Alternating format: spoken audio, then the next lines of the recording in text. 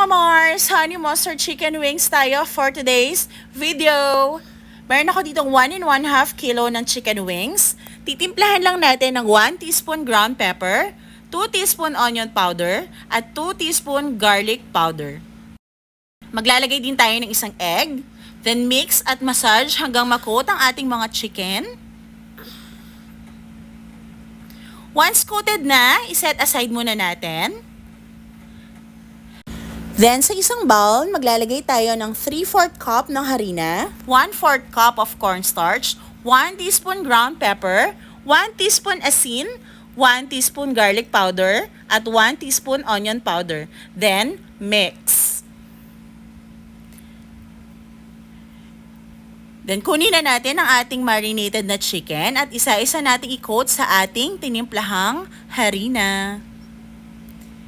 Then, after ma-coat lahat, ay pwede na nating i-fry sa ating mainit na mantika.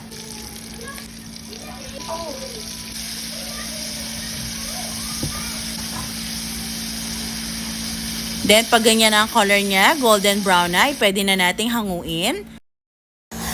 At after natin ma-first fry, isi-second fry natin ang mga ito ng naka-high heat para maging crunchy ang ating mga chicken.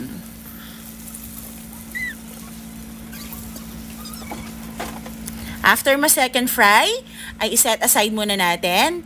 This time, gagawa naman tayo ng ating honey mustard sauce. Kumuha ng kawali, take note, wag mo nang sindihan ng apoy ha. Maglagay ng 4 tablespoon mustard, 2 tablespoon honey, then mix.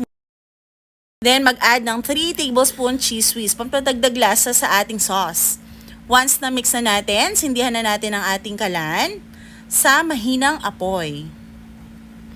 Pag nakita nyo na may pa-bubbles na ang ating sauce, patayin ang apoy at pwede nang ilagay ang ating mga fried chicken wings.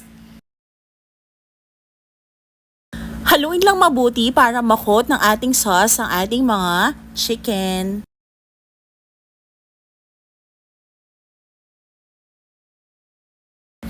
Once coated na lahat ng ating chicken, ayan, pwede na natin siyang i-plating. Kaya ano pang hinihintay? Tara, eat!